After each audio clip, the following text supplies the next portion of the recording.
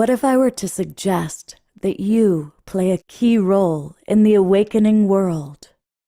And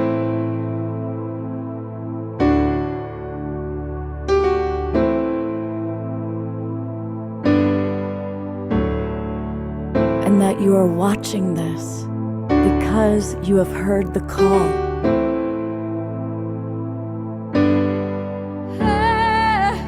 We can start right now by opening our hearts and minds.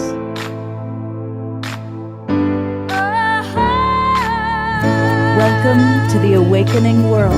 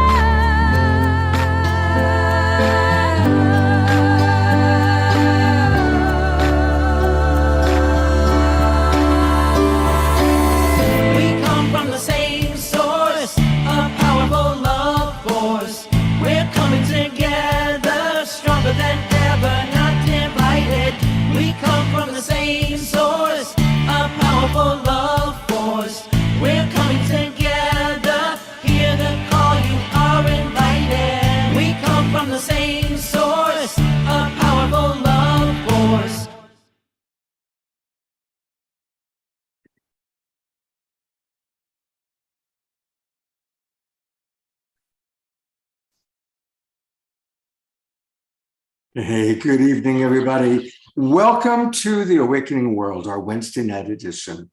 I'm Love Coach Scott Katamas. I'm your host. I'm excited. I feel like a little kid. We are going to have a really unique series of experiences tonight. And so get ready, put aside everything else, get ready for a powerful series of experiences on the Awakening World. Zenka Caro is with us, and she has been telling me about this incredible human being, this wonderful, beautiful soul named Altair. And I'm so grateful that both Zenka and Altair are with us tonight to take us on a journey. So I'm excited. Now, I want to welcome all of our friends that are in the Zoom room. I see we've got about 20 of our regulars with us and more joining. But I also want to acknowledge all of you, maybe hundreds of you, who are watching on Facebook. A big thank you to John and Summer Raymer. They run the Sign Network, which gets us out to as many as 135 Facebook groups and pages. Now, it's great for you to watch us that way, but tonight's the night you really are going to want to consider joining the Global Peace Tribe. And that way you get the links to all of our shows, including right now tonight, and you can come in and interact with us more directly. And we usually put a lot of important links into the Zoom room, and there's a whole Zoom room chat, and there's a whole Global Peace Tribe community that's growing. So it's really easy to join us. Just go to globalpeacetribe.com, globalpeacetribe.com. You can learn more about us, and then click register for the new season. And when you click register for the new season, of course, that'll take you to our registration page. As I said, we do 3 or 4 shows every week. And the shows are always filled with fascinating guests, always wonderful co-hosts, live music. Omashar, our house musician, is always with us. And this is the show you're going to see tonight. We're going to learn all about contacting with extraterrestrial intelligence. Wow. On Saturday, we're traveling the globe with Portal to Ascension. And again, a lot of the leaders in the New Thought movement, especially as it relates to global consciousness and awakening, UFOs, extraterrestrial intelligence. I'm co-hosting with Neil Gar on Saturday night, and he runs Portal to Ascension, and he's invited several of his favorite teachers with us. And then we always have live music. And on Saturday night, we've got Larissa Stowe, who we adore, as well as Destiny Love, and of course, Omashar. And you're going to hear from Omashar in about 2 minutes. And then on Sunday, we complete this kind of weekend, where we're kind of focusing on our galactic family with a show called Angels, Aliens, and Altered States with bestselling author Beth Bell and our Global Peace Triber, Easter Kamala, and that's this week. And that's an example. Now, this weekend, we're focusing on our galactic family. Last weekend, we focused on enlightened partnerships and relationship. Sometimes we focus on the environment. We focus on all sorts of really important things as it relates to this awakening world. And one of the most wonderful parts of the Global Peace Tribe is that every Wednesday night, we have Trish as our co-host. And we are almost to our 3-year anniversary of doing shows together, Trish. We're getting close. It's coming up. What are we going to do? Celebrate you, that's for sure. We'll have to put together a special show where we have some of our favorite people come in and visit with us. Oh, I love that. I was like, I'd love to just celebrate everyone out there as well. I got some ideas. I'll talk to you about them. Now, when we've done a lot of shows with Elizabeth April and Galactic Family and Alan Steinfeld, when you hear that we're going to tonight learn more about connecting with ET intelligence, what comes up for you? You know, ever since I was a little girl, I would pray or talk to anyone who would be like, please get me out of here. Come on. That's what comes up for me. I was like, and I was like, maybe I'm trying too hard. Yeah, well, tonight we're going to have an experience. We're going to learn how to do it. So I'm excited. Humans are a thing. Go ahead. Humans are a whole other thing. I would definitely be interested in like having some connection and tea maybe with another sort of being. Yep, some cosmic tea. Well, we're going to have some cosmic tea with Zenka and Al. But we always start and end our shows with the wonderful music, usually from Homer Shar. Hey, brother, and what comes up for you when you think about ET intelligence?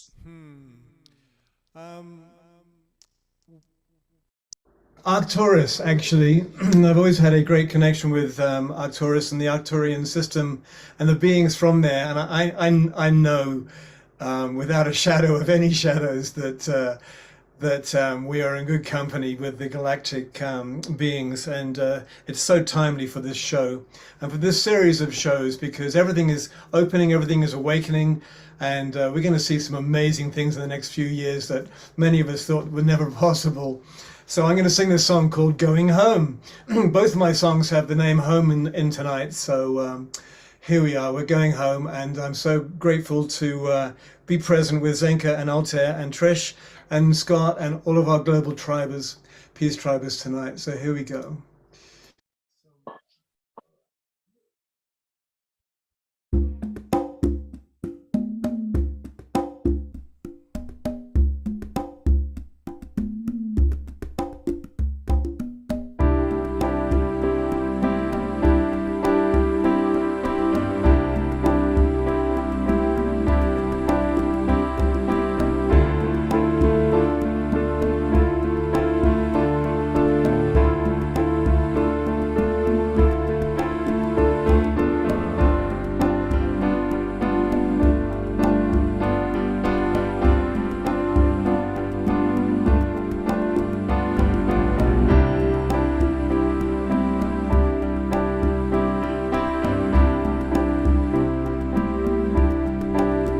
Song's about going home, about hopes and dreams, the ones that open your eyes, yet you rarely realize what they are doing with you. It's time to look where we're going and choose our destiny. It's our attitude in life that leads us open to all kinds of things. This is the journey that you take on your own. There are others going with you, yet you do it all alone. All you need is courage. The Spirit is with you and the alchemy is assured, so there's no need to worry, no reason for fear. You will feel much lighter.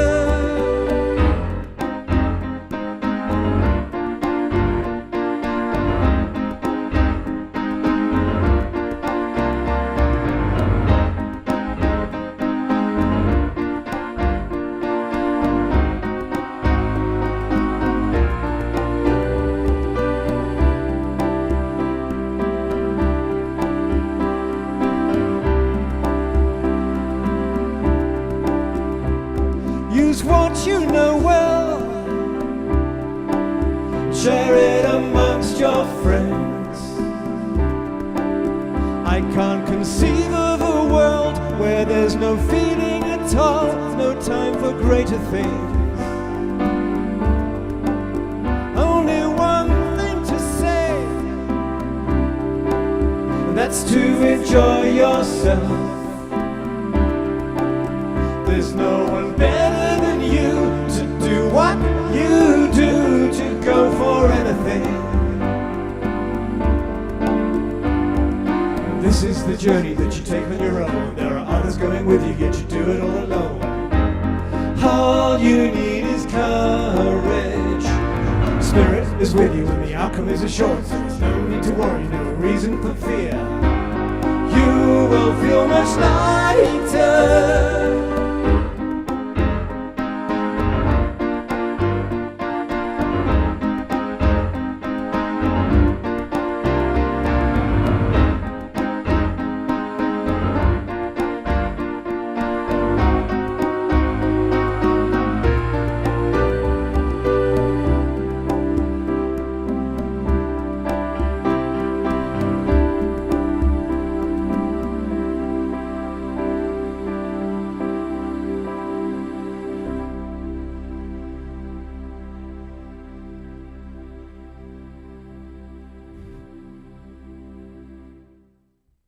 Oh, that was a great one.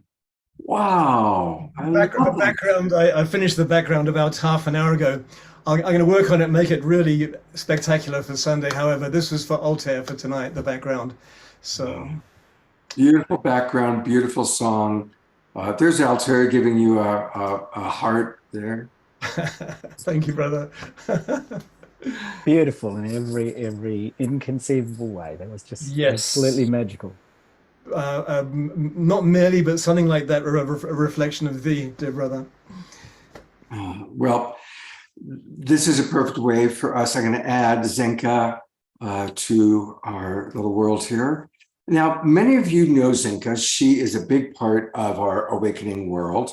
But for anybody who doesn't know her, she's the founder of LightNet. It's a quantum physics playground where she and her merry band of LightNetters are researching consciousness, miracles, and holistic problem solving. She's a lot of fun. I got to tell you that right off the bat. And she's also an expert in mind-matter interactions, spoon bending, radio contact with ETs and EDs. We'll have to find out what EDs are, and software architecture. She lives in Sedona, and I'm here in Sedona right now, actually. And her mission is to show all of us what we're capable of. And she has brought on a very special friend of hers who I'm looking forward to meeting, and I'll let her. Zenka, welcome, and tell us a little bit about LightNet and tell us about Altair. Yeah, thank you so much, Scott, for having me here. I feel the love of your community, and that music like wrapped it up in the bow to see everyone dancing. Like that's such a feel good moment. And that's really what we're here to do, because that lifts us up. You know, we're worried or this or that. It's like that's pulling us down. And even the song. Outstanding. Just, you know. So there's no one I know more than Altair that really has that high note that he's hitting again and again and inconsistently in his character and his life and his work. I'll tell you a little bit about him and also a little bit about LightNet. So for those of you who don't know LightNet, we're a band of scientists and mystics that are coming together to follow our curiosity and really expand our belief of what's possible. Because if we could just expand it out a little bit, like what's possible in our lives or what's possible for our dreams, what's possible for our neighbors, our, families, if we can just expand that out just like an inch or two or more, it creates like cascading kind of shift. And that is what we're here to show you today. And we're going to do some exercises because we also believe that consciousness is something that you got to feel in your body, as you guys know.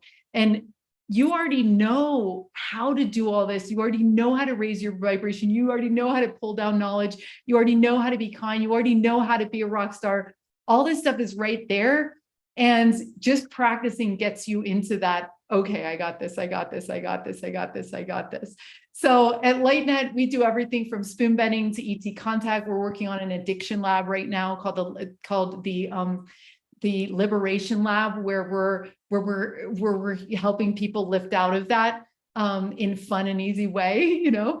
And we're also starting a levitation lab. So we're kind of starting with the really crazy stuff that seems like ridiculous almost.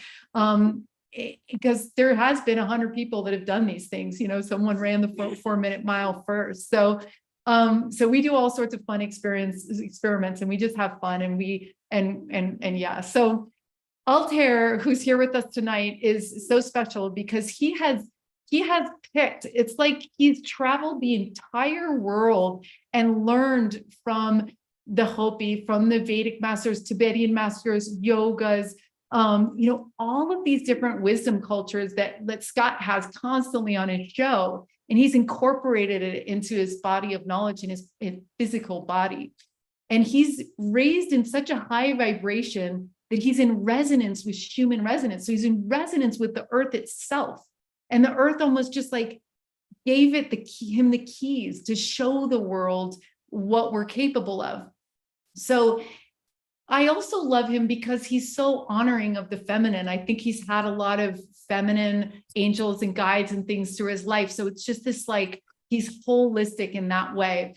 And in addition to, if you go to altairlove.com, you can find his work, but he's also doing the Consciousness Accelerator. He's doing all these different projects that are supporting us in what we're in our great works right now to come together. Heart Mind Alchemy, all these different projects that are really supporting our community directly to really empower ourselves. You are incredibly beautiful, Zenka, and so is everybody else here.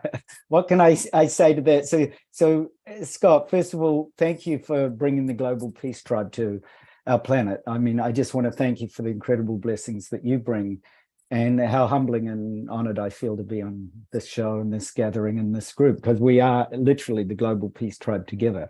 We can't be it separately. We are here in this collective consciousness together, and really simply, it's your wisdom that I'm speaking to. So all of you out there listening, and all of you right here in the Zoom call, and all of you on Facebook Live, you are star beings. You are literally what Trish was speaking to. You are the tea that we're having with other beings right now. So I loved what Trish said, actually, about get me out of here. There are so many people I've met, thousands and thousands of people that I've guided over the past 30 years that have said exactly the same thing. I don't know whether this is what I signed up for, but I'd actually either like to get out of here or experience heaven on earth. And just before this particular show, I was in a wonderful conversation with a well-known entrepreneur who was very secretly telling me about his connections to the Arcturian Council. So I'm also tapping in right into Almashar and the Arcturus beings and the Arcturian Council. And Almashar is on that Arcturian Council, which is why, Almashar, you have such a deep connection to going home and to that Arcturus field. So those Arcturian elders are here right now. So if you're listening to this and you're really connecting to Zenka, who is LightNet, and you're starting to feel those energies and vibrations shift in you, it's because you are a star being. You've been here and sent here and guided here and are awake here for exactly that purpose. So I thought, just for the beginning, and then I'll share a little bit of how this unfolded for me, which you might be curious about. I just thought what we could do for the first few minutes is just close our eyes together. So wherever you are on this planet, wherever you're listening, I'd just like you to close your eyes and gently open to the fact that right here and right now, that you have this limitless awareness that allows you to open to every single infinite and unbound opportunity that your consciousness can access. So you are actually able to view every single experience you have throughout your life as an opportunity to connect with star beings, with star consciousness. And that star consciousness is infinite. You are literally made of the stuff of stars. So I want you to just to rest in that knowing for a moment. There's a sense of where you're resting and dropping and sinking. So coming out of that busy mind, dropping into your heart and letting go and really resting in that loving, compassionate awareness where every single experience unfolds as a limitless and boundless opportunity to know source or know boundlessness or know that cosmos that you've, right from the moment you incarnated on earth, that you knew you were a boundless, infinite being. So get really comfortable. Just say hi to your body. The body is a sacred vehicle, but you're not the body. So actually reach out to your body, allow it to be nurtured and loved, sit there in a way that's relaxed and alert. And do whatever you need to do to truly connect to a time or an experience when you felt that connection to the stars or to those star beings. So it might be something that really helps you to let go. You could imagine yourself out on the ground, lying on your back, looking up at the stars that you might have done as a child, and just realizing that you were intimately connected with all the stars. And there might be a particular star or star system right now that you're guided to. Could be Sirian, could be Pleiadian, could be Arcturian, could be Lyran, could be Hydron, could be Orion. So you're just aware of starlight shining down on you. You might be aware of a breeze caressing your skin. There's a really felt sense of this interconnectedness to all things. It's like sliding into a warm bath of starlight. So whatever helps you to really deeply connect and really deeply relax, just take a few moments to do that. Just notice how it feels in your body.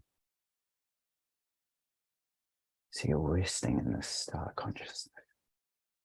Just as Trish said, having tea. It's as simple as that. You're resting in this consciousness that you are boundless, and that you are infinite. And equally, you can open your heart. So coming down and out of your head, come into your heart and open your heart to the fact that we're doing this for everybody on this planet. That we're not just connecting to Karen and Omar and Trish and Melinda and Dia and Ashley and Wild Abbott Jerry and Zenka and all the people on this call, with Scott, with Lynn Leaf, with Tom, with Kathy, that you're connecting in with all of these beings, and that collectively we are raising the frequency of our consciousness right this moment by simply being aware of this love and having a tremendous gratitude, and in fact dedicating this awareness to the power and the presence of everybody here on this call and everybody listening on Facebook Live. That we're actually opening to every single one of them as our star family. So really connect with that open-heartedness. And then just as Trish said about having tea with those connections, I want you to bring in front of you a sense, a feeling of what it might be like to sit with an elder, perhaps from the Arcturian Council, or maybe from the Pleiadian constellation. So I want you to really feel this being, this elder in front of you. You can imagine them in the form of light. So not solid, more like rainbow light. That they represent love or compassion or joy or peace. That global peace tribe, right? It's right here in front of you. And it's here in a star form. So most important is to simply feel the presence of that star being, that elder or that Pleiadian council, that Arcturian council. Because they're your guide, they're your mentor. They're like your guardian angel, and they're right present in front of you. I want you to feel that. And then I want you to feel that connection right at your right shoulder. So it's as if they're supporting you. And then feel them behind you, as if you're leaning back, as if you're able to actually rest in their arms, and those arms of light, star consciousness. It's really beautiful. You might get a chill up your back. You might feel tingles or sensations in your crown or third eye. You might feel an opening in your throat or heart. And then feel it to your left. And then feel the connections with our planet flowing up through your feet, calves, thighs, hips, into your belly, and up into your heart. And then feel into the energy above your crown. And feel as if you're connected to that star system through this elder or through this guide or through this mentor or through this angelic being.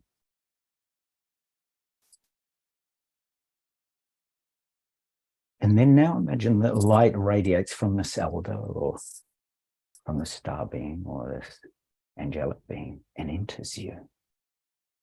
And the essence of that light is love and compassion. It's exactly the global peace you've been looking for. All that wisdom strikes you. The light enters your heart. And as it does, your conceptual mind, with all its grasping and confusion, is liberated entirely and dissolves into space itself. And you become the essence of that star civilization. You become that essence, that quality yourself.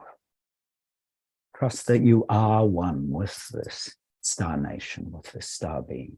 This is what the elders of all indigenous peoples know. With all those enlightened qualities. You might actually find yourself in a garden or a place or a paradise or a heaven right here on earth, right now. And imagine that that light radiates from you now and touches all beings. That like a star in your heart, that light radiates and transforms the world around you into a pure realm. And all the beings within it become star beings of love, star beings of awakened global peace. Imagine that that light continues to radiate throughout the entire solar system. So now you ascend up and throughout the body, so you can actually touch the entire solar system with your star consciousness. And then it widens out beyond the solar system. So now you're looking back at this planet, back at this star and its surrounding planets. You're going out beyond the solar system. Your light is touching all beings. You might feel an intimate connection with a star civilization, a star knowing. So now I want you to drop the practice and just rest in that knowing itself, the knowing of star consciousness, the knowing of pure and boundless and infinite awareness itself. You don't need to do anything in particular. Now just reach out with that global peace ambassador, with the nature of the peace in your heart. Reach out to these star beings and invite them. Show them where you are on planet Earth. Guide them back, bring them back here to have tea with us, to have tea with Trish and Scott and Amashar. Guide them back, right? Because they want to find you as much as you want to find them. So allow them to show them our solar system, our Earth, and your location right here and now. And then just rest your mind in that open, peaceful, spacious awareness, leaving everything exactly as it is. And just gently now, very, very slowly in this star consciousness, really slowly and gently open your eyes. And as you open your eyes to the blessings of everyone that's present here. That in this call, that you're looking on to the eyes of other star beings. And you might see around people or in your room, you might feel light or you might feel uplifted or you might feel that sense that you're never alone. So open your eyes and take in everything with that sense of gratitude and appreciation and love and awe. With the delight and innocence and freshness of a young star child, awake and present. And as you move, gently move, just move this human body, knowing that this human body is absolutely imbued and saturated with the consciousness of star beings and the stuff of stars. And as you look around, notice the details of your world. You might notice the walls are vibrating or pulsating with light or a new sense that you're not separate from anything, that you're interconnected with all of nature and all of space. Even the molecules of space in your room might be filled with this richness and this beauty and this divine peace. And you'll notice that everything happens when you drop into this awareness, which is now available to you whenever you want to access it, simply by bringing your awareness to the knowing of yourself as this limitless and wise star being. You'll notice that everything happens within this pure and infinite and indivisible and timeless star consciousness. And every single moment, every moment is an opportunity to access that loving, natural, open knowing that star beings have. So thank you truly for your boundless awareness and presence. And I'd invite you to share in the chat, just while I have a drink of water.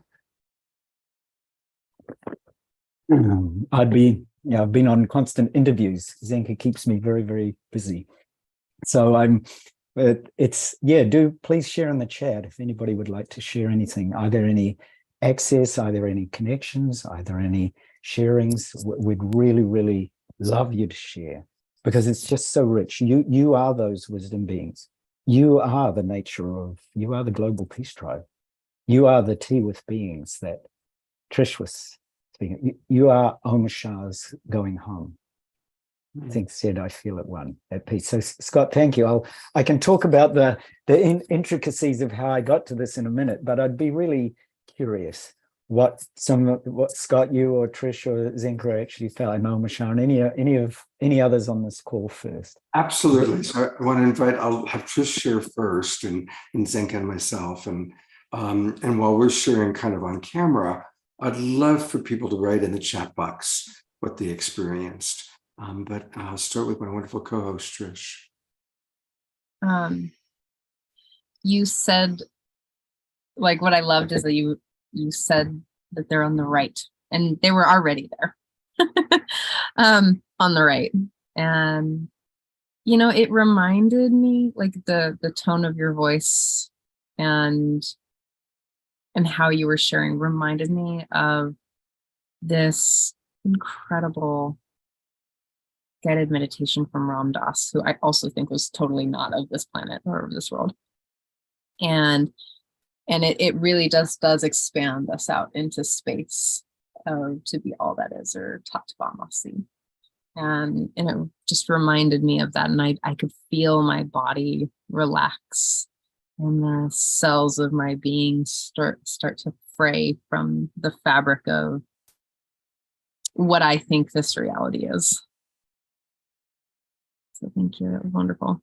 No, thank you. Thank you. That beautiful sense of touching the limitless of reality, I notice in some of the comments, and I notice Scott's going to read them, but things like, the energetic form and soft boundary had mass and soft, or calmness or upliftment, or the room looked different after I opened my eyes. I recognize the times of this object-based solid awareness where people look out and see a house are starting to shift, that the global awakening happens as we start to see into the soul nature and the incredible presence and light. And Trish, when you were actually doing that, that's what I felt was your star family, especially your Pleiadian family.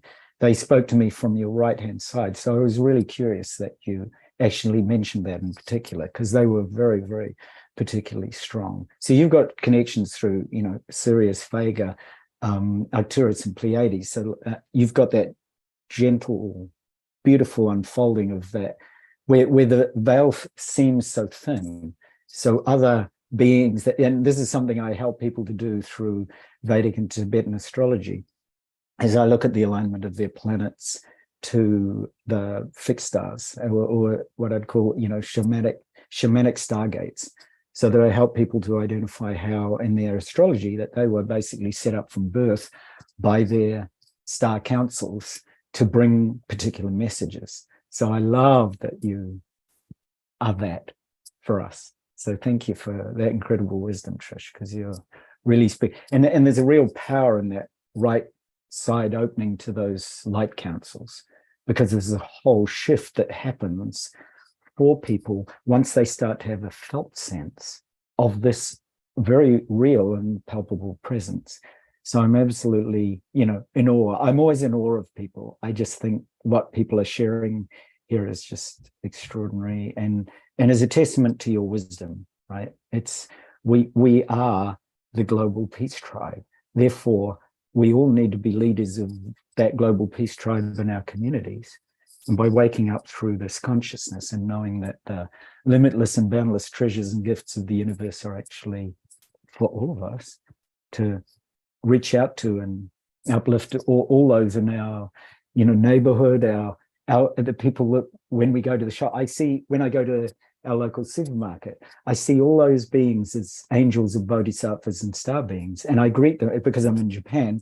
Of course, they think I'm wacky, but they love it. They smile, they chortle, because I greet them in a sort of honorific title by saying, I deeply honor your presence and service as a bodhisattva. So I might call them Kannon-sama, which is the goddess of compassion and light in Japan. And everybody knows who that is. So if I greet somebody as that, they chuckle and laugh. And then the next time I come into the shop, of course, there's already a bright, radiant smile and a beautiful, radiant sense of presence, because they remember that this very odd being in a human, uniform actually greeted them as something that was out of this world. So I love that part, that we can have a positive impact in our neighborhood, in our shops, by simply greeting people and acknowledging the limitless and boundless awareness of who they are. So I feel you doing that, Trish, with every word that you say. So thank you for being that limitless connection for us. Very, very grateful. Okay. Yeah. And to you. I would love to hear from you, Zinka. And earlier, Zinka, when you were talking about the 4-minute mile, this is always a great human story. Nobody could run a 4-minute mile until an Englishman named Roger Bannister did it. And then right away, people started doing it. And now a good high school track runner can do a 4-minute mile. Well, from now on, Zinka, you are the Roger Bannister of the Global Peace Tribe. You are the one who does it first, and we go, oh my God, I can bend a spoon. Oh my God, I can connect to an ET or to Altair. So love to hear what your experience was. And I'm going to read some of the comments. We're going to hear from Momashar also of what other people experienced. Yeah, thank you so much, Scott. And thank you, Altair. Yeah, I really think that, this is for pioneering minds, even though there's a huge rush right now to create a galactic narrative, right? Because as we know, the galactics are, they're more loving, they're smarter, they're a little bit more evolved. You know what I mean? So tying ourselves into them and angels and God and everything else above, it's like we're stretching out to, we're like increasing our energy field, and like to be in that field with Altair right now, it felt really good. And it felt like this inner peace was going to cause the outer peace in my room. You know what I mean? And that's kind of right how we know it works. So when we cultivate ourselves, and then I also feel like connecting with angels, God, ETs, all that stuff, you feel so not alone, because you're going to start seeing miracles, synchronicities in your life that you cannot explain. And everyone is like a love letter.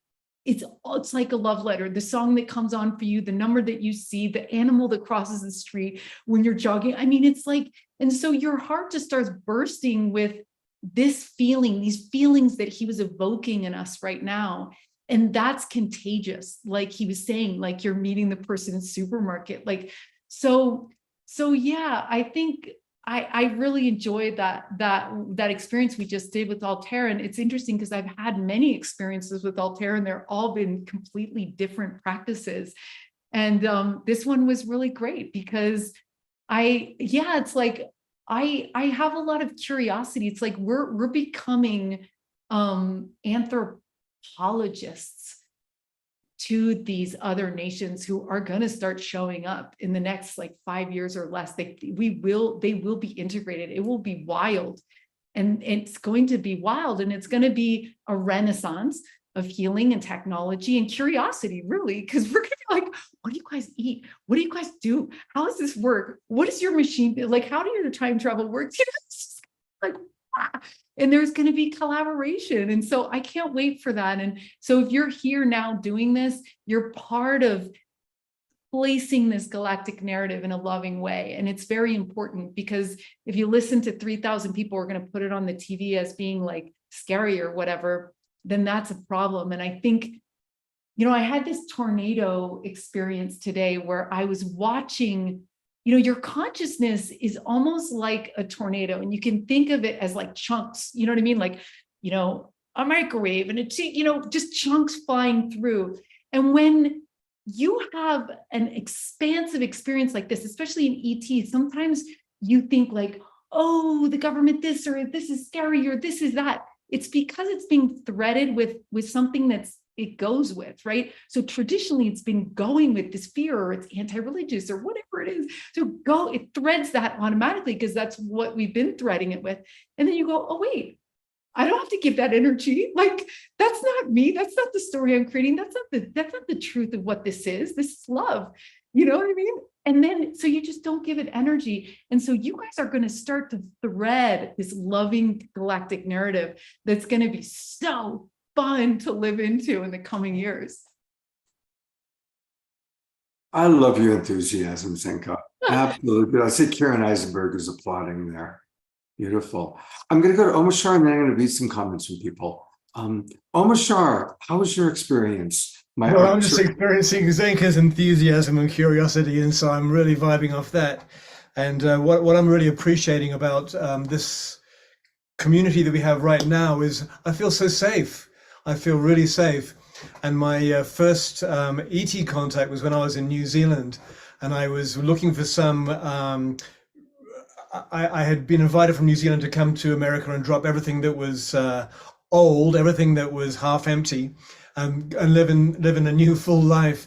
And I got these signs from the ETs, let's say. I don't even like to call them that like that. It's kind of it seems to be a bit of a demeaning statement, but from these star beings that basically gave me this message: you got to leave New Zealand, come to the States, United States, that is. And so I literally dropped everything and sold everything, went to the States, and all the doors opened. From there, I moved to Fenton Village in Scotland after being in the States for a while. And I'm just making a nutshell here. And just outside the Fenton community. And it was there that I started communicating with the Arcturian Council.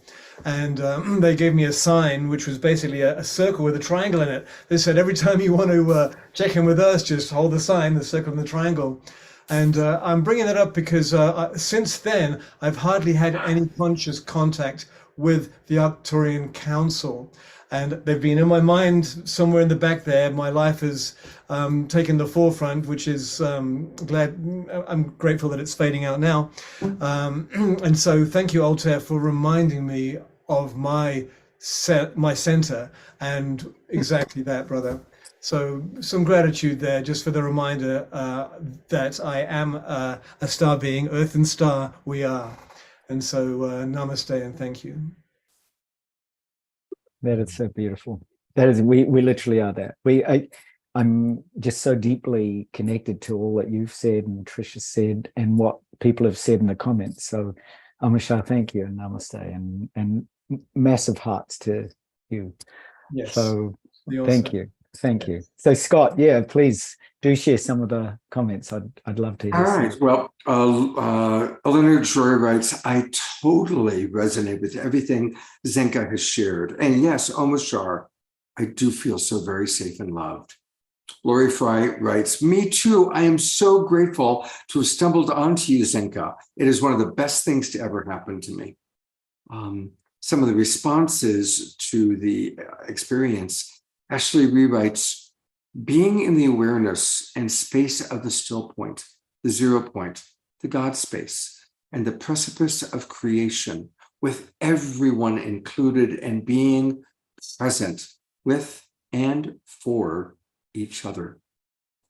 Wanda from Texas writes, isn't it good to play in, quote, God's playhouse, unquote?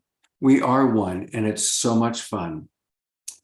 Dia writes, tears testify to my very real experience. My entire existence became star-like light. Thank you, Altair. So much love. Mark Denisovsky, our wonderful accordion player, writes, I could feel it. When I opened up energetically all the way, I could sense a presence of a very supportive, palpable love field. The energetic form had mass and soft boundaries. Melinda writes, it's hard to explain, but I felt a thinning of reality, and my room looked differently after I opened my eyes. Susan writes, I touched Jupiter. Karen writes, Altair, thank you so much. And Zenka wrote, I feel it once, at one, at peace. So there are some of the wonderful comments, and I'm going to share my experience. I definitely felt right away that when you said the being behind, I immediately felt the being behind. And I've always related to the Pleiades, so I kind of was imagining Pleiadian being.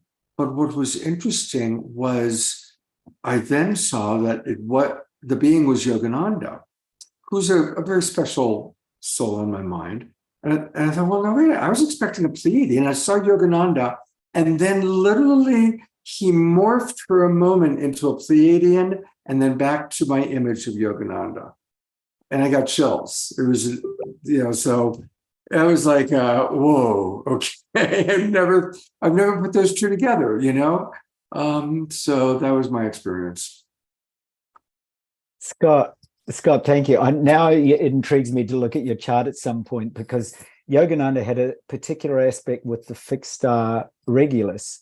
And I've been in different interviews with different, well-known interviewers like yourself who've had these particular aspects to either the Pleiadian stars or to the fixed stars Regulus. And the number of the fixed stars like Antares or Aldebaran and Fomalid and Regulus are what are known as the four royal stars or the four archangelic stars. So I have no doubt that when I look at what's unfolding, that we'll probably find that same connection. Yogananda had a moon that rose on Regulus, and that connection to the stars and star beings is very much a part of Yogananda's whole life, in that he was aware of the cosmos. If you look at his cosmic consciousness experience, they describe being in the stuff of stars. And having been a student of his for nigh on 40 years, I'm very and that was my practice, was the Vedic astrology of Swami Sri Yukteswar, his master. So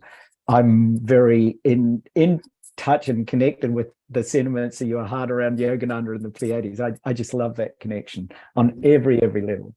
Oh, thank you. That's wonderful. Yeah. For people, I know a lot of our friends love Yogananda, and we talk about him sometimes. And his guru, Sri Yukteswar, wrote a book called The Holy Science, which described atomic structure before scientists had discovered atoms and atomic structure. It's a really interesting little, kind of just how connected they were. So, all right.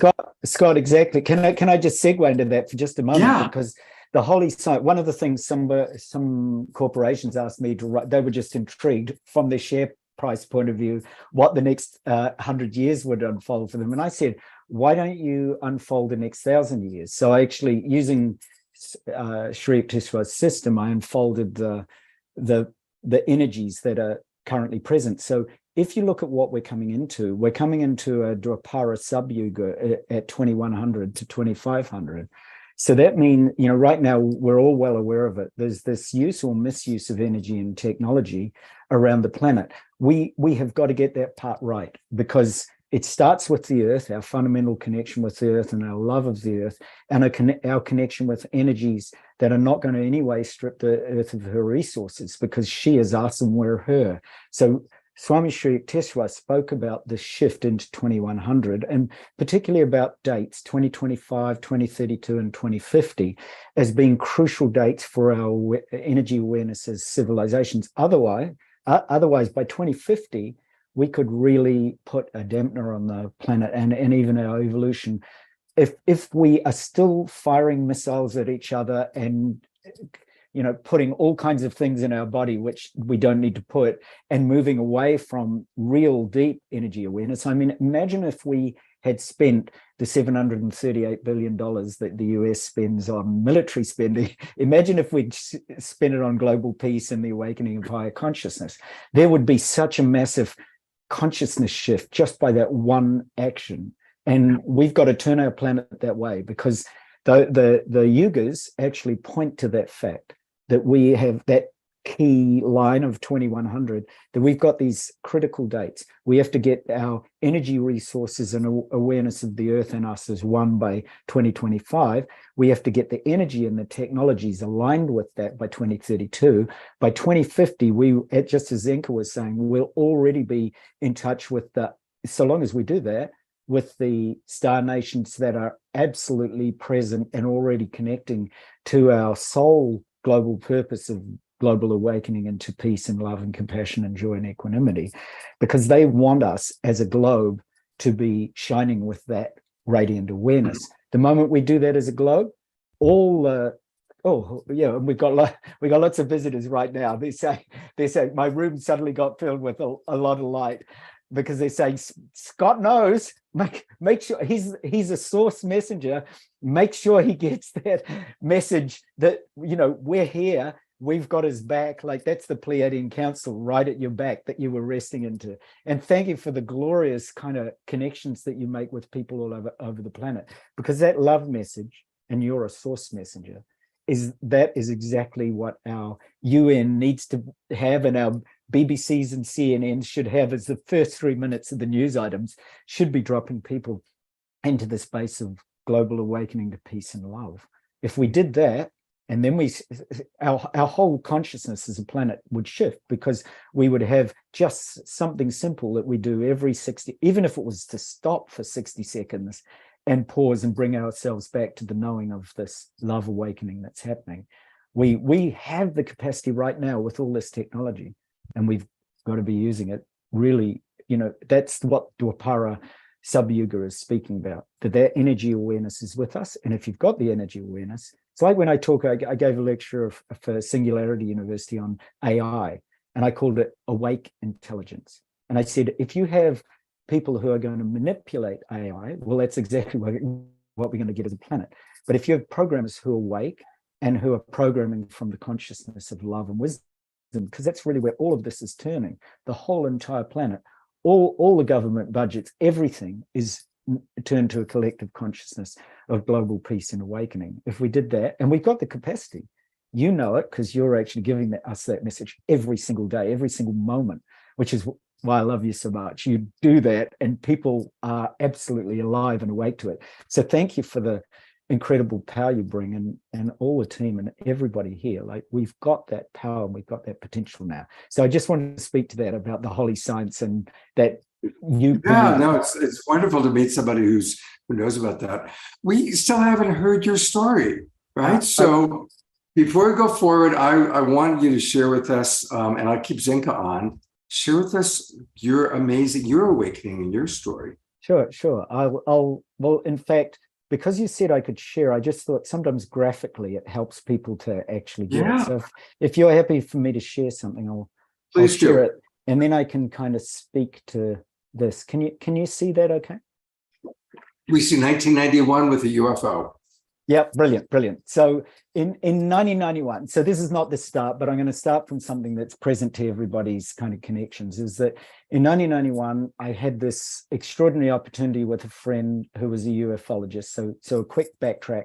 He was a professional Aussie rules player in Australia.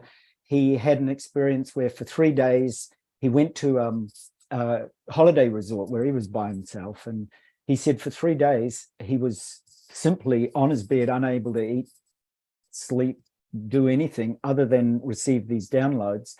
Before that, when I knew him, he had brown hair and brown eyes. And after that experience, he had a shock of white hair and blue eyes. So for all his friends, it was obvious that something dramatic had changed. So the download that he received from them over those 3 days was simply that our planet is ready and the technology is already here. And many of the wisdom teachings of, for example, the Vedic teachings and the ancient Tibetan teachings, which speak about the inner subtle energy body, are in perfect alignment with what many of the Pleiadian, Arcturian, Vegan, higher councils are bringing about. So they spoke directly to him about that. We used to travel in different parts of New Zealand at that point. So I love that Amishar mentioned New Zealand, about and giving talks on how you could access these craft.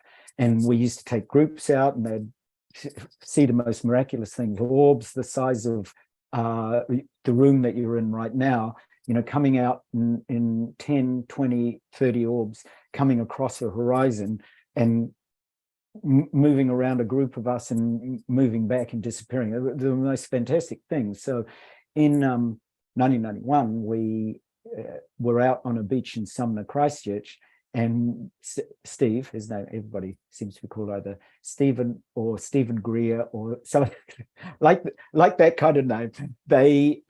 He and I stood on this beach with about 30 or 40 witnesses, and we did these practices, which I'm going to share in Contact 100. And this starcraft, looking very, this is a artist simulated version of it, a transparent craft with 3 lights, about the size of 2 jumbo jets, so it was massive. At first, it appeared as a satellite-like craft, and then it descended down over the roofs of the houses and in front of everybody, 30, 40 witnesses. And that got on television, got in all the newspapers in New Zealand. It also appeared after that particular event to a group of teenagers who also saw it, gave the story on television. The US sent some jets, 2 Air Force jets, and a group of scientists offered rewards all over the town of Sumner in those days for information leading to this particular event. So it was a pretty big event at the time.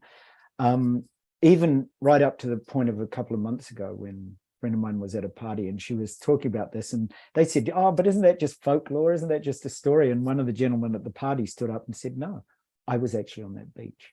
Exactly everything that Altair has said is in exactly what I saw. There was a transparent craft that came over our area about the size of 2 jets, and it moved at the speed of light. That was at the point that it moved completely out of the range of anybody's, you know, sight or sound. It was really, really quite extraordinary. So I had this, you know, 40 plus witnesses called in the starcraft. It was investigated. It's still a classified event even now in the New Zealand records, and arrived about 5 minutes after the signal I sent. So about 2 weeks later, I was present to the fact that lots of my friends were, you know, wanting to know how I did this. And I went out with a group of 6 people on a beach, and they said, oh, you know, starcraft, is that all really real? You know, we know it was in the newspapers, but wasn't it just a, you know, advanced stealth fighter or something? Well, of course it wasn't that in those days, but I said it was transparent. Plus I said it moved at the speed of light. And they said, what would be a good example? I said, well, you name something. And of course, being in my, you know, early 20s and 10 to 20s, and the world was the oyster, you know, so they said, why don't you call the dolphin? So I sat down, I did exactly the same exercises I'm going to do on these weekends. And when you drop into that awareness of knowing that you're the dolphins and knowing you're the ocean, and I know all of you listening, you will know that knowing. So you drop into that knowing awareness, and suddenly there was a pod of about 100, 200 dolphins that appeared on the horizon within 5 minutes again of the event. They turned in, they swam. 3 of them turned in and swam straight into the beach. So from about 200 or 300 meters out, swam straight into the beach. I ripped off my clothes. I said, look, they're here for us. They're here to, and nobody wanted to go because it was a wild ocean beach. So I dived in. I swam with those dolphins for around 20 minutes, Scott, and they gently communicated. They allowed me to do anything. I could swim with them, hold them, cuddle them, dive. You know, it was just incredible. And for 20 minutes, with those beautiful friends of mine who will never ask me about anything like that again, they shared all of that powerful communication that we have with animals. So what I'm suggesting here is that not only do you, when you awaken this limitless consciousness, have access to star beings, but obviously with our wonderful human family, and the dolphins themselves communicated that they too, like us, are star beings. And I think the incredible opportunity we have to really support and get to know our, natural family, our animal family, is really extraordinary. So I did this again with 2 weeks after that. We called another starcraft. They called it the Rainbow Event. The craft came and left the atmosphere, and about, again, very early in the morning, around 1 a.m. in the morning, came and left the atmosphere in rainbow light. So there was, and again, people witnessed it. It was the most beautiful event. So what actually happened to me? So I'll just dive back for a few minutes into what happened. The beings that came through for us in those early years. So this is late 80s, late 90s. So I've been teaching these practices for a long time. They said that the practice were very close to Tibetan yogi and yogini practices, and that it uses the central channel, and that it uses our solar system as transmitting stations to basically broadcast our position and then let people know where they are. Now, this is really close to some of the techniques that Stephen Greer uses. There's a neuroscientist who's the lecturer at Stanford, who's Andrew Huberman, who speaks about the research he's doing into non-local consciousness and what happens when you actually expand your consciousness as the universe and basically go non-local. So I'm aware that right this moment, there are many, many technologies that we have available that connect us to the power of the central channel and the vibrations and cycles of those energies.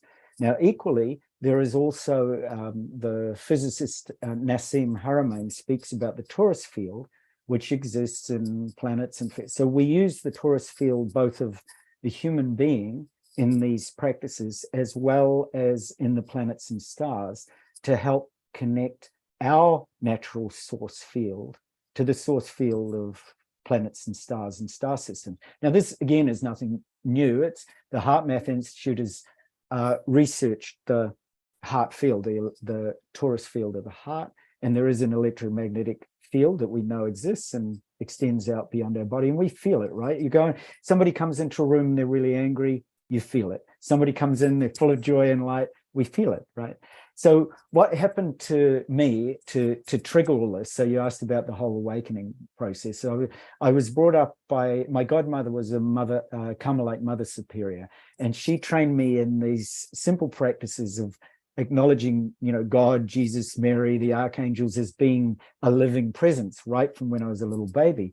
So when I saw angels when I was a very tiny boy, it never occurred to me that other people couldn't see them. And some people feel, some people see, some people hear. Right now, Archangel Michael just appeared to my right and said that there are those of you that are even listening right now that are already tuning into the angels. So if you've got an archangelic connection or an angelic connection, please put it in the chat, because you'll be aware of what I'm talking about right now. I love this to be interactive, that you're constantly bringing to your awareness that this is not about me.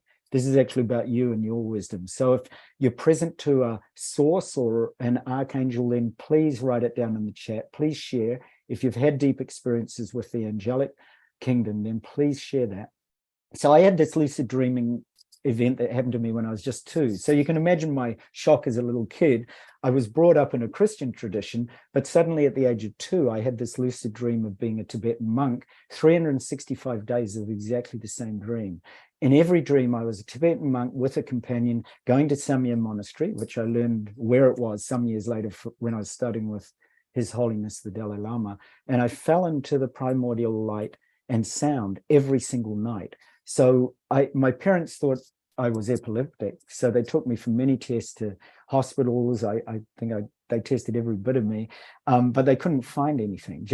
And after 1 year exactly, the dream stopped. But it made me very curious.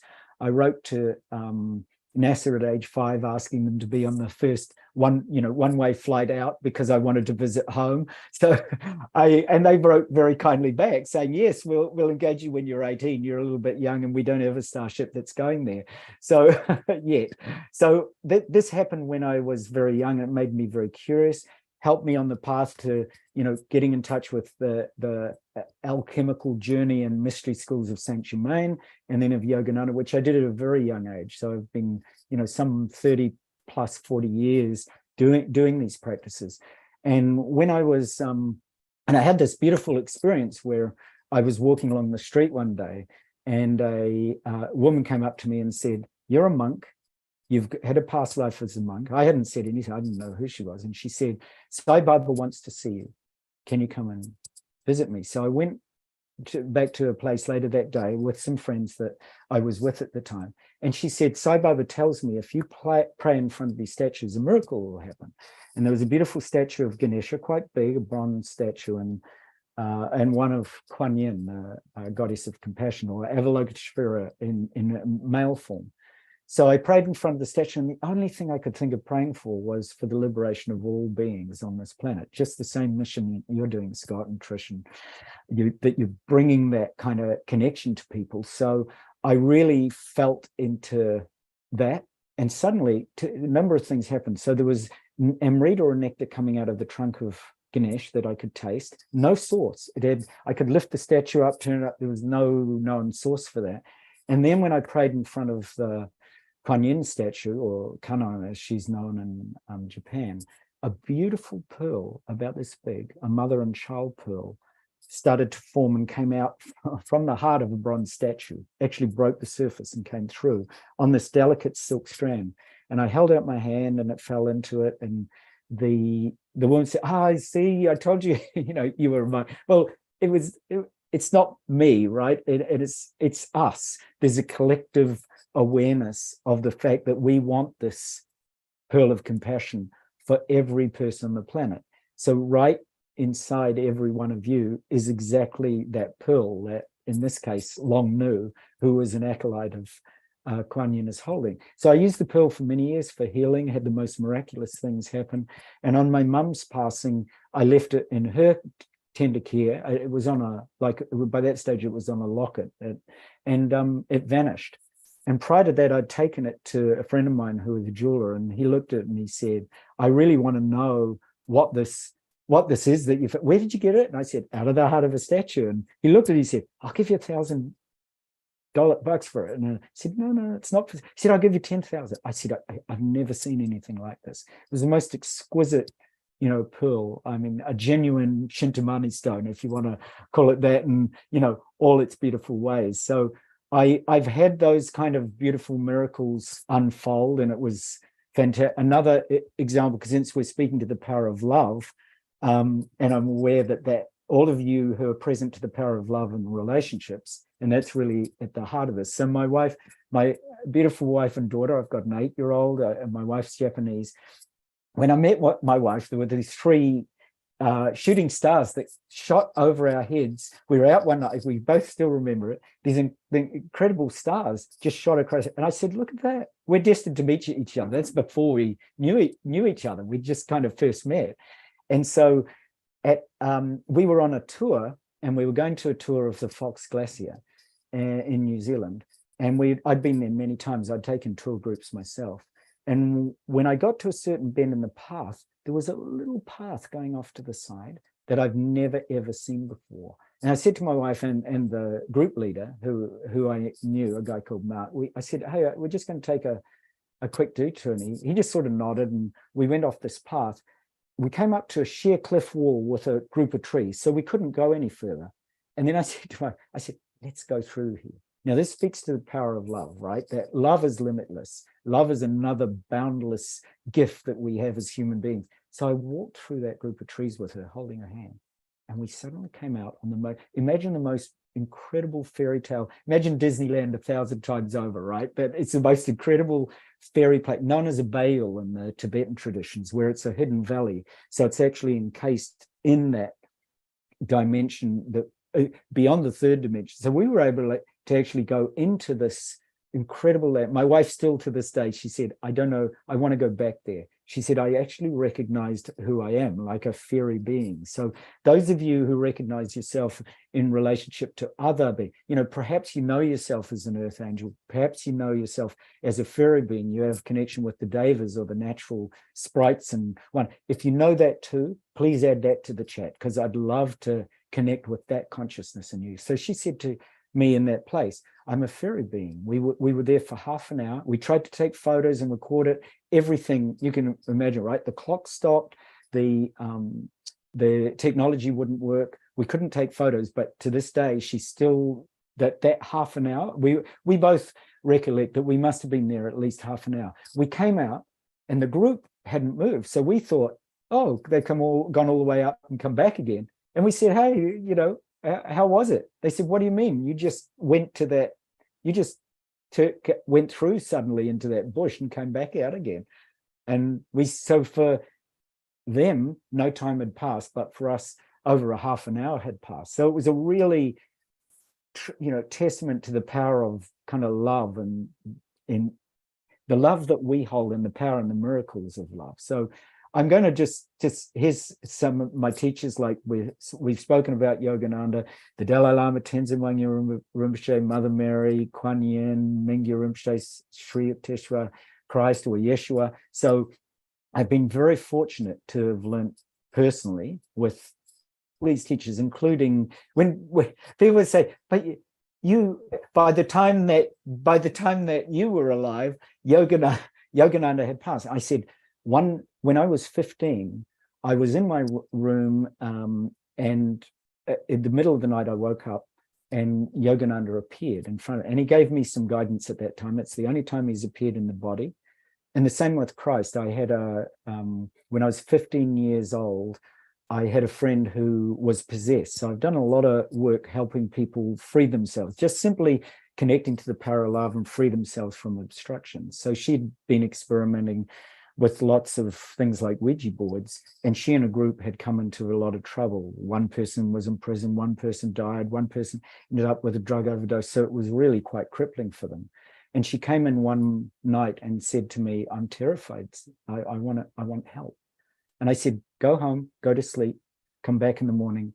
I'll see what arises. So I went to bed and I prayed. And again, the same thing happened. In the middle of the night, I woke up. Yeshua, or Christ or Jesus was standing there and said, there's only one thing you need to do to save your friend. Use these words, by the power of Christ, be gone, and say it 3 times. And then he vanished. So she came the following morning and she was frothing at the mouth. She was desperate.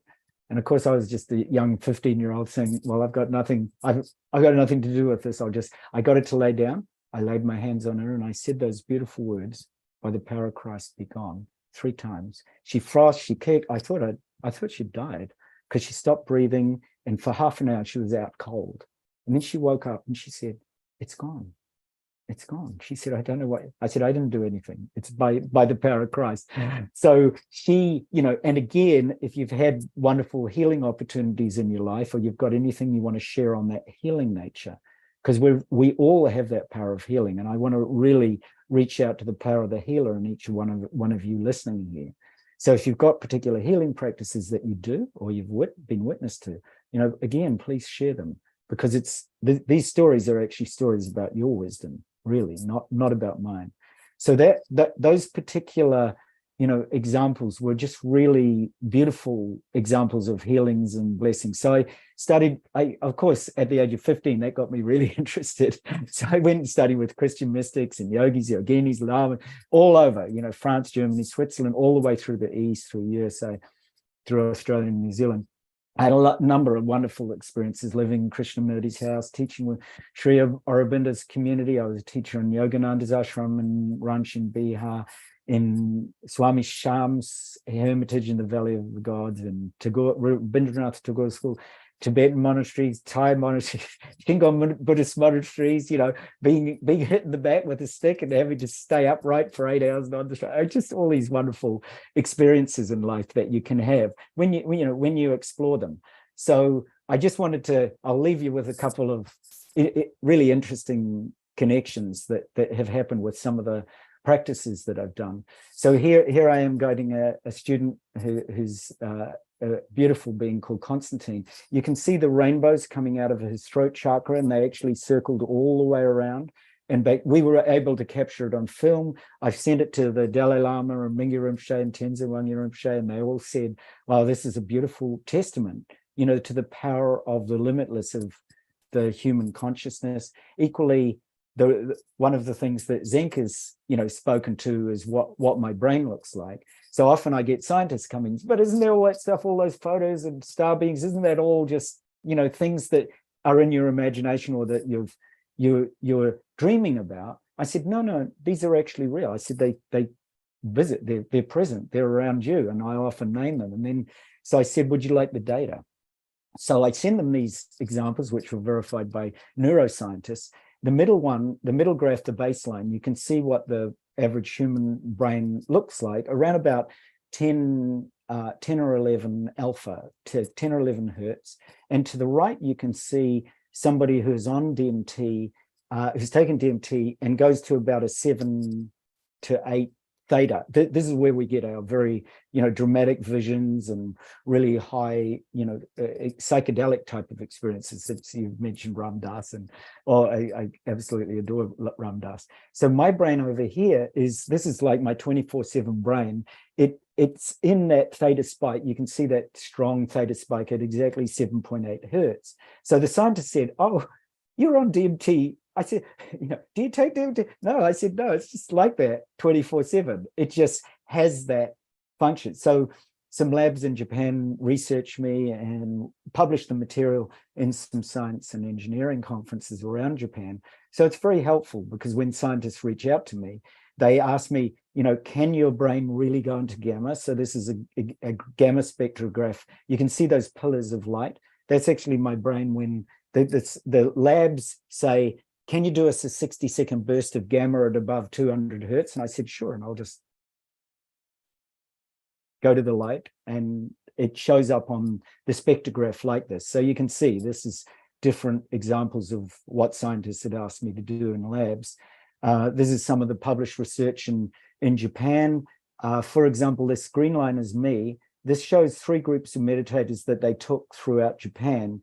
And they asked me to replicate their endpoint, show their roundabout their beginning point, and then do a non-dual practice, which means that you open into boundless awareness. The practice I did for this one was just simply to rest as this open consciousness, as if I was shouting into the sky, and then rest back as that sudden awe.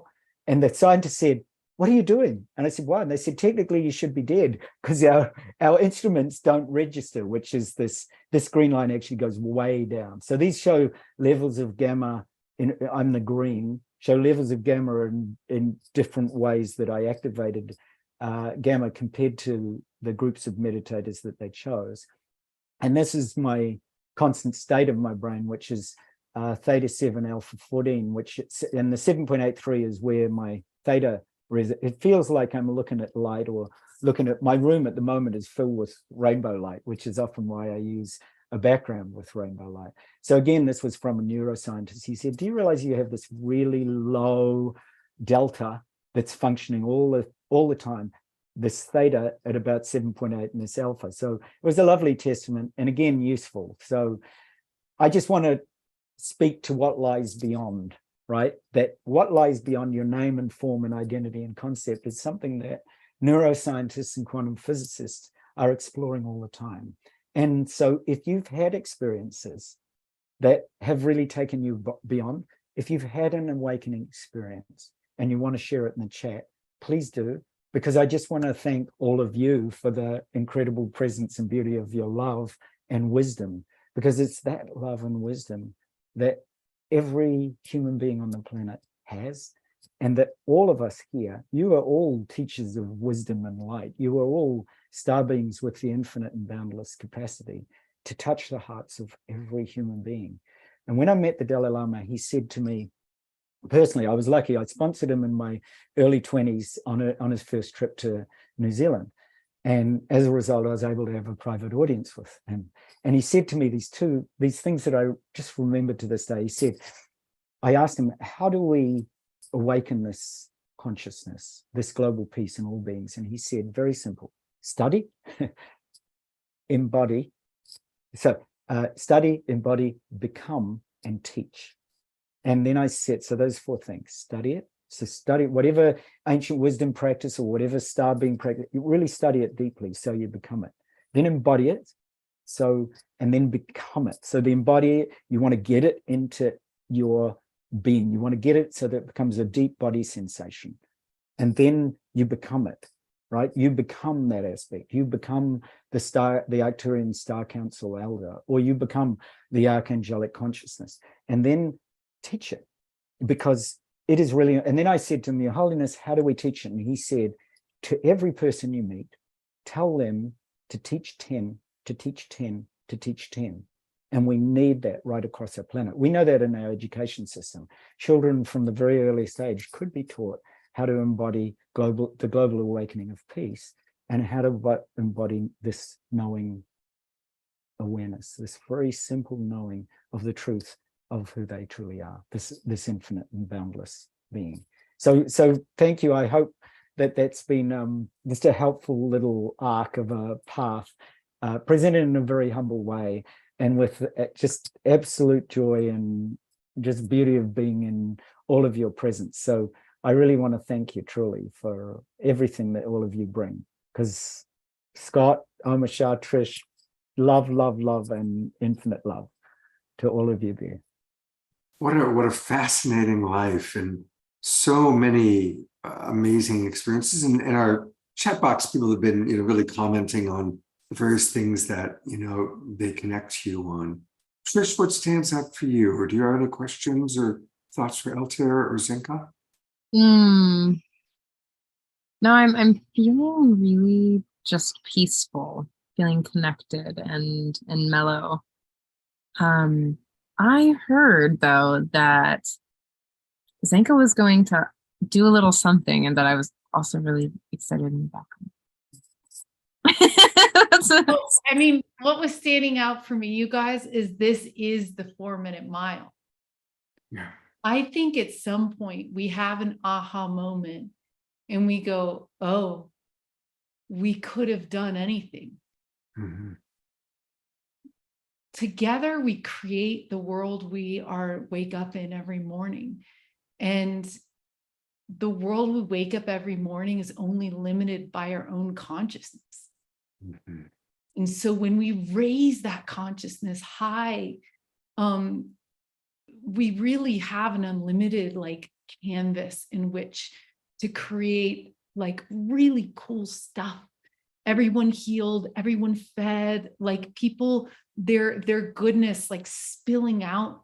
When you're having a bad day, it's spilling out to lift you up. This is what's possible. And so Altair shows us on that 4-minute mile, hey, he's living proof in a grounded way that this is, through merging science and spirituality, when we measure this stuff and we walk the path and we live this life, what lies before us is awe-inspiring, miraculous and magical and beautiful and wonderful. And every one of us was given that as our birthright. So I wanted to do a little practice, that Trish was saying, where we're going to look at our subconscious minds, because, we have our conscious mind, which is just this tiny part of it where we set goals in our life, where we think things, but then our reality is built by the results of our subconscious mind. And our subconscious mind is built by all of us. We have contributed chips to this, the society, the newspaper, the school, the this and that's all been chipped in, these little pieces.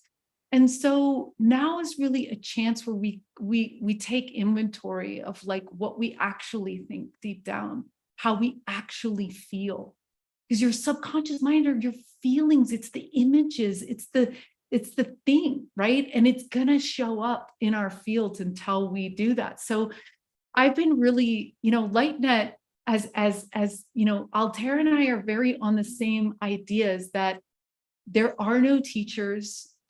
we're all students, we're all teachers, and really it's just the 10 teach the 10 teach the 10. And LightNet, you know, we've taught people how to make contact with loved ones, angels, God, ETs.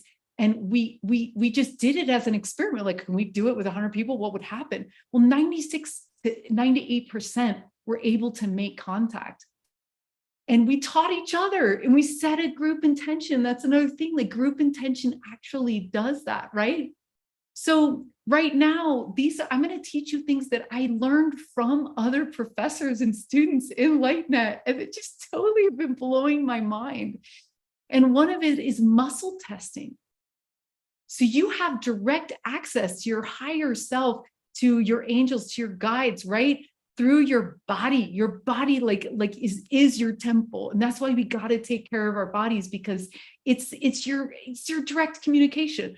So right now we're going to test some beliefs about contact in your body, and then we're going to reprogram those beliefs, because it can happen in an instant. It's not that it takes 10 years or 5 months. In 1 minute, your mind can shift. So first thing that Susan Schatzer taught us in her miracle healing, if you watch it on YouTube, it's insane. She miracle healed 10 people using some of these techniques. So I want you to, first, we're going to clear our field of all energy. So it's just our energy. And then we're going to use, you can use a pendulum, a necklace. Like I just attached a necklace to this, but like you can use keys, you can use your body, you can use falling forward, falling back, whatever it is, like whatever you have lying around, grab something. And the first thing she taught us was this phrase. Now, everyone, as I speak it, it's just going to be true for everyone. And we're going to use breath, which Jesselyn taught us, is where you take energy and you take it out. So breath is like the most powerful thing that we forgot about. So right now, I want all energies that are not our own, that are not your own in your field, I want all those energies to move in 5,000 directions, 5,000 miles away in all directions. And this is going to happen when we take a deep breath in and out. So here we go, deep breath in.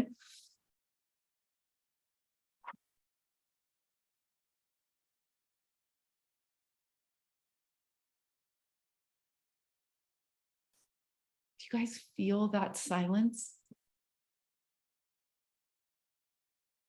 Now you have just your energy. And I want you to take your pendulum or your body, and you're going to say, show me a big yes.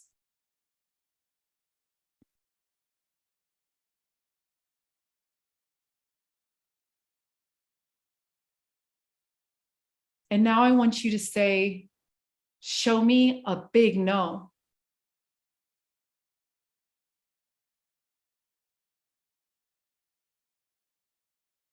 With your body, it might be falling forward or falling back. Now I'm going to ask you to test some ideas that I'm going to call out for you.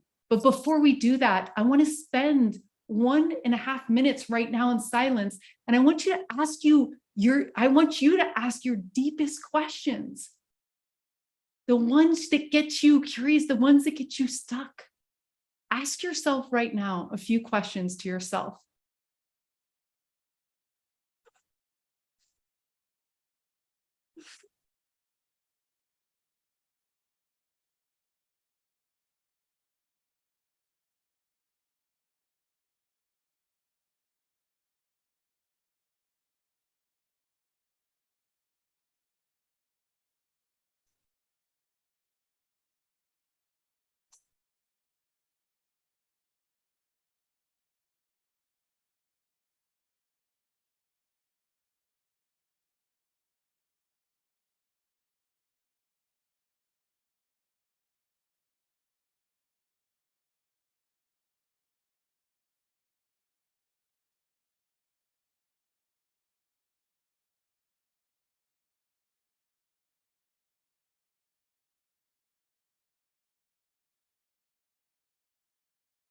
Okay, now I'm going to ask a few questions for all of us. So I am allowed to make contact with extraterrestrials.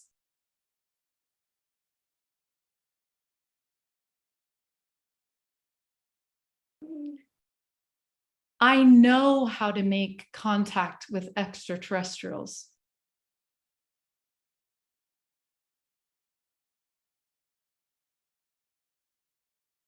I am allowed to make contact with ascended masters.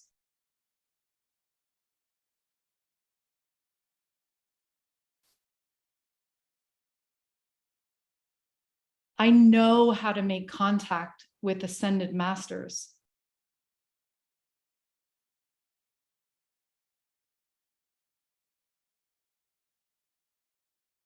I'm allowed to make contact with Source, God, and angels.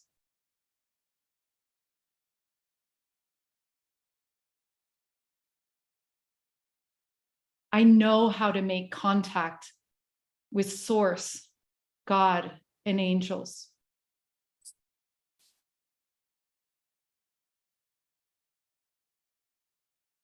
So now we're going to perform a healing. And this is from Rachel's Firebug's book, Healing Prayer Commands, and she teaches you how to test your beliefs and change them. So this is the setup that she uses. Here we go. Creator of all that is, it is commanded that a healing take place now. Thank you. I align myself to God's pure energy of love and light, and I allow the compassion of consciousness to flow through me now. Please remove any limiting beliefs I have about connecting to my higher self, my guides, my star family, my ascended masters, angels, and all that are there to support me in this life. Please download me with the information and the knowing that I need to connect with them at any time when I need it, at any place, anywhere, with any people, for any reason. Show me what it feels like to be in connection with the great beyond and my inner self and my heart and the people in this world. Thank you. And so it is. Now I want to retest as our way of closing. I am allowed to make contact with extraterrestrials. I know how to make contact with extraterrestrials. I am allowed to make contact with my guides and ascended masters. I know how to make contact with my guides and ascended masters. I am allowed to make contact with source consciousness, God, and all that is. I know how to make contact with source consciousness, God, and all that is.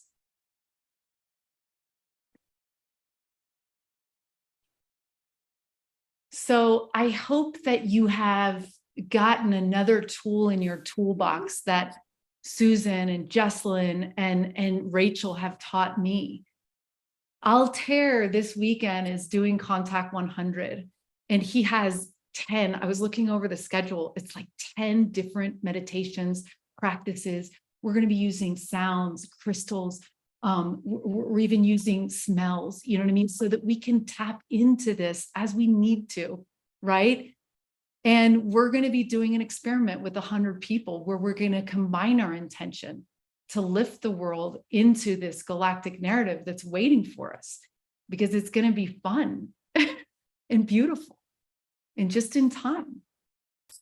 And the people of this world, the global peace tribe, are the ones to usher this forward, because you guys have love in your heart. And that's the story that we want to tell about this grand narrative shift. So Go Yeah. for it. Tell us all about the Contact 100, how people get involved, links. Give us the. Yeah. So contact100.org is where you can go and sign up. We have only 9 spaces left at this point, and it's less than 48 hours. So Wednesday, Thursday, we have one more night, and then Friday we start. And this is people from all over the world that are coming to learn from Altair. They're coming to tap into his knowing so he can just overflow his consciousness, his mind, so that we can remember this action. And then his vision is that we then teach the next group and the next group. And we want to do this bigger and bigger until we all know what we're capable of and who we have right beside us whenever we need them. So it's so contact100.org. It's $375 per person, but you can bring a friend with you. You can have someone split the cost with you. You can have your wife, your husband, your child, whatever you want right next to you for one price. And you'll have replays as well. You're also going to be tied into the new LightNet beta site, where you're going to be part of this very special group of 100 people, and you'll be connected for, we hope, life. Because I have a feeling some really powerful things are going to happen. We've got some incredible people coming into Sedona for this that have very high consciousness and kindness, just like Altair. So I'm already feeling something big is the event just took on a life of its own in the last 4 days, and I was just humbled. So I don't know, Altair, if you want to say anything else about.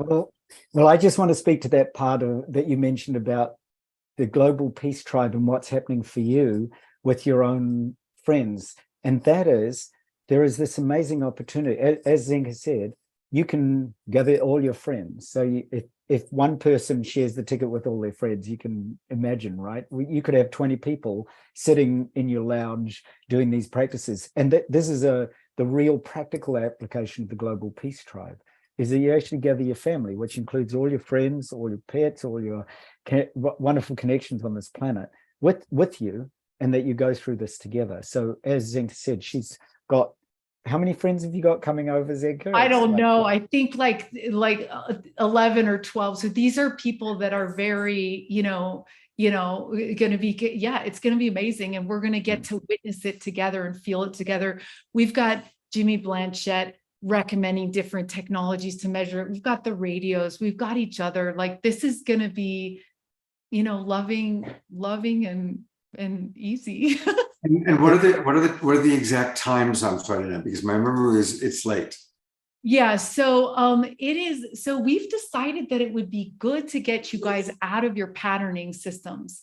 So the first weekend we meet late at night, because it's when the world is quiet and they're sleeping, and we're going to be tuning in. So it's 10 o'clock p.m. PST all the way for 3 hours. And then we do that on Saturday night as well. So it's our own little space together.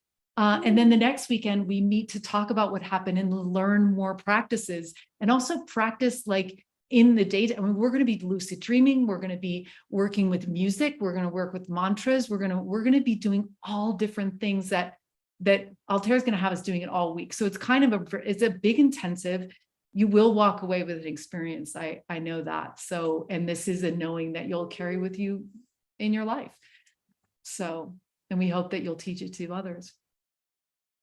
I love that, Zenka. Exactly as you're speaking to, the Global Peace Tribe. If your attention is on peace, then your awareness is in peace. And it's the same. What we're asking people to do is for 2 weeks to actually be present to not just the global peace, but the galactic peace that's possible when you bring your awareness there. So I give people a lot of homework. To call that StarCraft that we did, we spent 2 weeks in retreat with a whole group of people.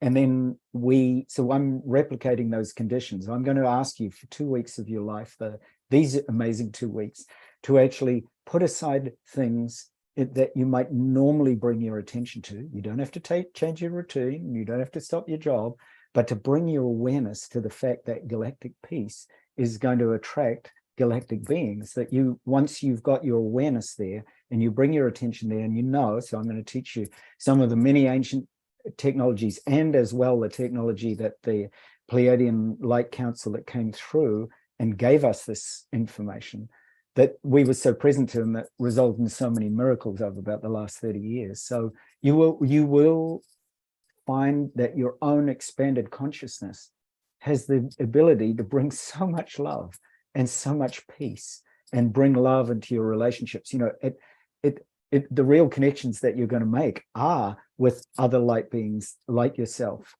with your family members, by bringing more love and peace into your family, by bringing the most incredible love to and connections to nature, to the fact that we're not separate from all of this. And by bringing awareness to something that we normally don't spend a great amount of time with, which is that star consciousness, that the galactic shaman in you, that we actually truly tap into that consciousness for 2 weeks of a lot of practice. You will find it really intense. We encourage people to, you know, take a bit of a rest, because you'll find when we did it, we had the most extraordinary things happen, just simply because as you raise your awareness with these kinds of technologies, you will experience the most beautiful and most profound awakening. So I'm just speaking to the wisdom in you. This is just simply the wisdom in you awakening, and the love in you awakening, and that extraordinary potential that you represent here on this planet. So love to all of you. You are amazing. That's what I'm blessed by. I've got some great technologies to share, but you are amazing. You are that infinite consciousness. All the information is at contact100.org, and it's coming right up. You know, you want to really register now, because you're going to get some important documents and links and videos to kind of prepare you for it. And I'm going to be doing it. I'm really excited. I want to share this with some of you, and we'll all gather together online. And I'm going to talk to Zenka about coming over to her place since I'm in Sedona. That sounds like fun. Yeah. So Friday night, 10 o'clock Pacific time, 1 a.m. for those of you on the East Coast. It'll be 11 p.m. for us here in Sedona. And then the following week, it's in the afternoon on Saturday and Sunday. And we're going to go deep. And I'm hoping that some of you feel the call. I'm seeing that some of you are interested, and I really would love to share this with all of you. Thank you, Zenka and Altair, for putting this together, for being with us tonight. Totally inspiring. There's so many things. I would love to have you both on the show again, because there's about a dozen conversations I want to have with you. But I'll just let the next 2 weeks with Contact 100 begin to satiate my plate. So thank you both very, very much for being with us. Yeah, thank you so much, Scott and Trish and Almashar. You know, yeah, world peace has always been my main motivation for everything I do. I want to see that world. And so the amount of boulders you have moved, you have just lifted, you know, with this program, and all you're doing, Scott, is mind blowing. So I just want to honor you and thank you so much from the community and all the people that you've given a chance to share their wisdom and their stories with, because you really have moved boulders in our community, Scott. So thank you. Thank you. For me too, Scott. Almashar, Trish, thank you for your absolute pristine being. All those veils become very thin when we're sitting in the presence of loved beings like yourself. So thank you, and love to all of you listening on YouTube and Zoom and Facebook. Just what an incredible opportunity it is to meet you all. So, and the people watching this recording, who knows, people might be watching this years from now. So I want to just kind of go through what's happening this week. And again, thank you very big time, Altair and Zenka. And tomorrow morning, it is the Self-Love Show. And of course, this is what Trish does every Thursday morning. She and her partner, Dawn Light, and they just have wonderful people. And look who it's going to be on. It's Ray and Sahat, who were just with us on The Awakening World. It was 2 weeks ago. And so that's going to be tomorrow. Anything you want to share about that, Trish? Oh, I'm just so excited to have them on because they're just such heart-centered beings. I mean, we just had them on, right? So all of you know and know how heart connected and just eloquent and real those two are. I love them. I'm so excited that they're going to come on and teach us. They're going to teach us how to love ourselves better through partnership even. And, just like every week, Thursday mornings, we get a coach or a therapist or a teacher from around the world to help us love ourselves even more. So looking forward to seeing you tomorrow. Beautiful. That's 10 o'clock Pacific time, every Thursday morning, the Self-Love Show with our wonderful Trish and her partner, Dawn. And if Go ahead. If it's too early for you, you can always catch the replay on YouTube or on Spotify. Beautiful. Thank you, Trish. I love you so much. Of course, Friday night, hopefully many of us are going to be together with Zenka and Altair and the Contact 100. And then on Saturday night, many of you know Portal to Ascension. My friend Neil Gar is going to be my co-host, and he's invited some of his favorite presenters. He's been doing similar to the Awakening World. He's been doing online and live events for years now. And so we're going to meet some of his wonderful guests, some of his favorites, and also learn about what they're up to. Portal to Ascension is an amazing resource, very similar to Zenka and LightNet. There's these wonderful resources that we all need to know about. And so we've got some wonderful presenters and great music. Of course, Omashar will be with us, and Larissa Stowe, one of our absolute favorites, and Destiny Love, my dear friend. You've seen her on the show. So we're going to have really good music on Saturday night, and we're going to hear from all these wonderful people who are part of Portal to Ascension. And then finally, we, of course, always wrap up every weekend with the Sacred Sunday show. And, this week, the theme has been angels and archetypes and aliens and galactic family. And so again, we've got, of course, what you just saw tonight. We've got Portal to Ascension Saturday. We've got what many of us are going to be doing on Friday and Saturday night, late at night. But on Sunday, we'll kind of wrap it all up. Beth Bell is a best-selling author who wrote a book all about angels and aliens. And Istar Kamala is really an expert at microdosing, which is a wonderful way for some people to reach higher states of consciousness. And microdosing is like really itty amounts. We're not promoting serious drug use here, but it is an alternative that many people are using. Jasmine Bear had to jump up into my lap while talking today. So there you have it. We've got a lot of wonderful things in store. Omashar will also, of course, be with us on Sunday. And Omashar is here right now to help us digest all that we heard and experienced. Hey, brother. Hey there. Yes, microdosing is funny. I was just laughing because you're saying it in little video amounts, and it's very true. And it is a great medium and modem. And so just in the theme of going home, this song is called Welcome Home. And get ready to move and groove, because I love popping you all on the camera.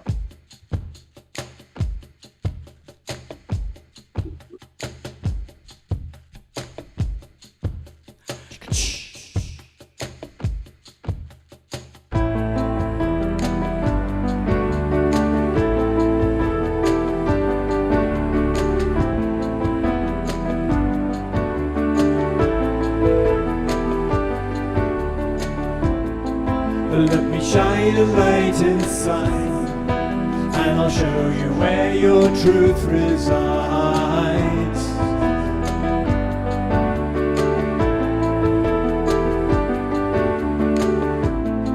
And lift your eyes up to the skies, and I'll prove to you that nothing dies.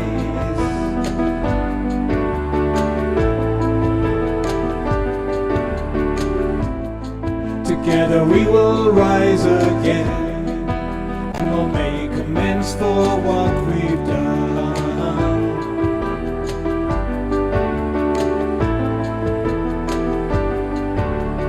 I know you hear me, so please do not fear me, 'cause I'm here to lift you, restore you to glory, and love you and hold you and be your victory. My child, I will welcome you home. Welcome you home.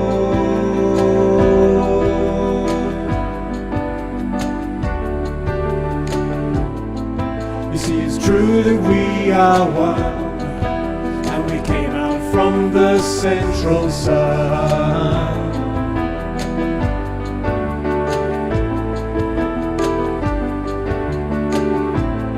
So let me take your hands in mine, and I'll show you that your spirit shines.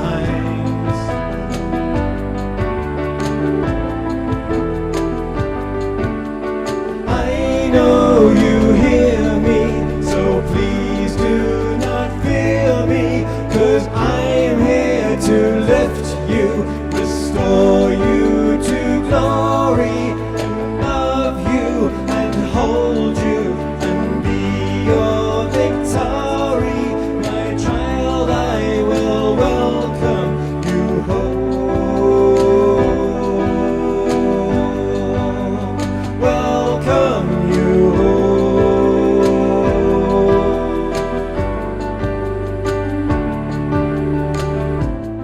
So when you take a different view and you dream awake, breathe out the new.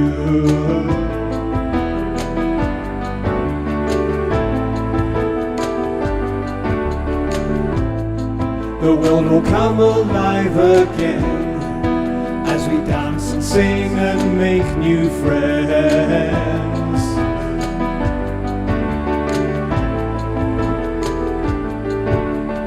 I know you hear me, so please do not fear me, 'cause I'm here to lift you, restore you to glory, and love you and hold you and be your victory. My child, I will welcome you home. Welcome you home. Welcome you home.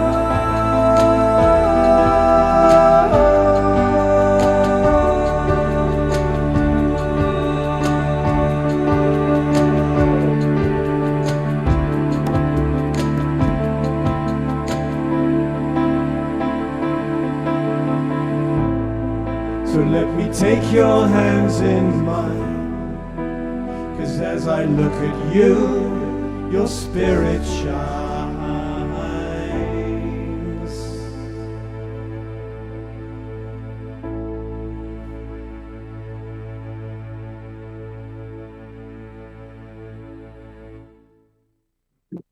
Let's go to gallery view, everybody, and do some twinkles for our beloved brother Omashar in our closing number. Thank you so much, Omashar. It's so beautiful how we get to start and end so many of these shows with your music. It really is just an incredible. I'm so filled up today, and it just comes out in the song. And so thank you for making it possible. And thank you, Altair and Zenka. Holy smoke. Ain't no words anymore. I see Jay with us. Hey, Jay. Jay Mayer is in the house. Absolutely. Hey, Jay. You know, we're doing more and more light touch. And light touch is a wonderful, it's just such an important practice for us to gently touch ourselves and do prayer, blessings for each other, blessings for ourselves. And we're going to do a light touch little practice prayer group on Thursday, tomorrow, at 1:00 Pacific time. That way it won't conflict with Trish's self-love show. So if you're interested in joining us, we'll use my personal Zoom room probably. Just send me a message and say, yeah, Scott, I'd like to join you. We all get together for like 20 minutes. And Jay and I think Fanny just came in. Fanny Vigari, Fanny, there they are. Here we go, add them. They are part of our Light Touch prayer group. Of course, Trish has been a big part of Light Touch. Omashar is doing Light Touch with us and many others. So 1 o'clock Pacific time tomorrow. If you're interested, send me either a Facebook Messenger. It's easy to find me. I'm the only Scott Thomas on Facebook, and you can send me a message. It's easy to find me. I'm the only Scott Thomas on Facebook, and you can send me a message. I'm hearing myself coming in. Maybe Altera will join us for Light Touch. So anyway, thank you everybody for coming on, and may we just feel, it was so beautiful how Altair helped us to feel our spirit guides, our angels, our beloveds that are with us. So let's carry that with us. Let's pray for our world, for each other, for our relatives, for our ancestors. Thank you, beautiful Global Peace Tribe. I'm looking forward to all the wonderful things we get to share together this weekend. So I'm going to go to Gallery View. Take care, everybody. We'll see you very, very soon. Tomorrow morning, Self-Love Show.